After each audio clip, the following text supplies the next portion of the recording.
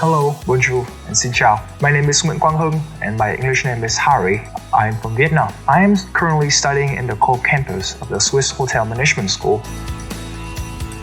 The school suits me. In here, I would gain both of the theoretical knowledge about hospitality as well as the practical exercise that I would have to do on a weekly basis.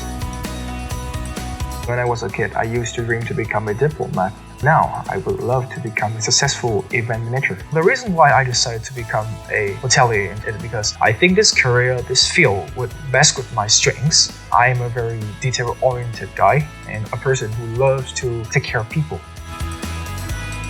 The campus is a castle that dates back to 100 years ago, renowned for its beauty, looking out to the beautiful lake of Switzerland. And I can look at the view for hours without feeling bored.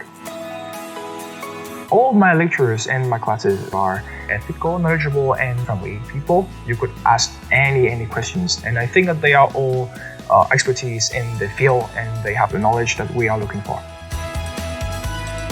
There is one lesson that was taught by Mr. Patrice, the chef of the school, that I remember best. Think before I do everything, which is actually a very important mindset for being a hotelier in the future and for embarking on the journey with the hospitality industry.